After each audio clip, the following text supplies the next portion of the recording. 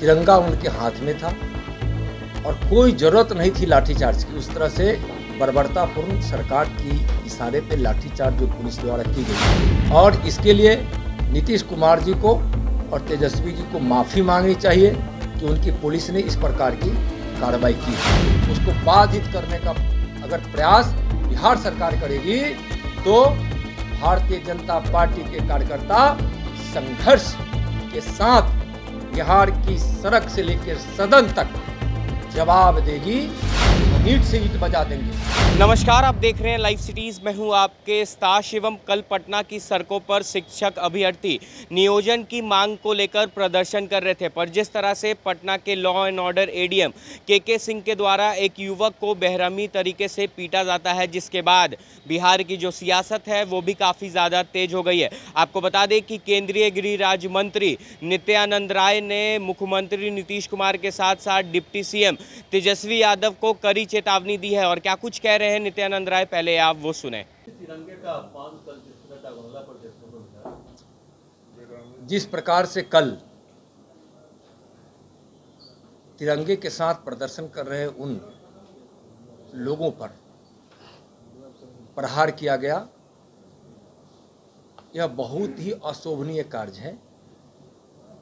तिरंगा उनके हाथ में था और कोई ज़रूरत नहीं थी लाठीचार्ज की। उस तरह से बर्बरतापूर्ण सरकार की इशारे पे लाठीचार्ज जो पुलिस द्वारा की गई, यह बहुत बड़ा आपत्तिजनक है। इस प्रकार से तिरंगे का वो अपमान है। तिरंगा इस देश के और इस देश के एक एक वासियों के आन बान शान है।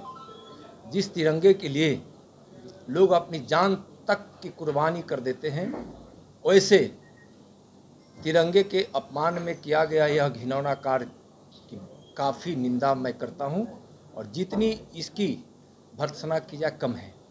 और इसके लिए नीतीश कुमार जी को और तेजस्वी जी को माफ़ी मांगनी चाहिए कि उनकी पुलिस ने इस प्रकार की कार्रवाई की है। जब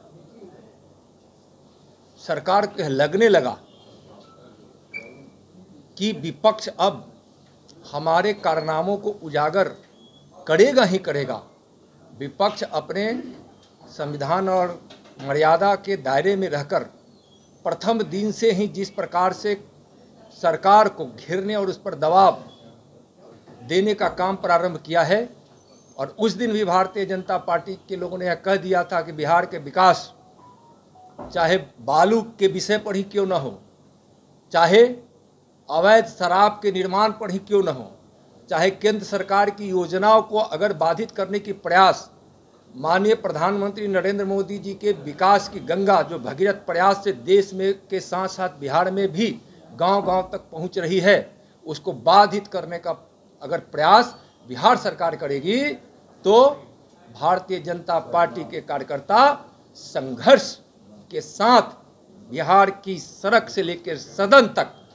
जवाब देगी सरकार को, बिहार की सरकार को। और बिहार के सरकार को यह पता है कि 24 घंटे भारतीय जनता पार्टी के कार्यकर्ता बिहार के हित के लिए लड़ने के लिए कमर कस चुका है, पहले भी कसे हुए था, तो उनको यह बात सताती है।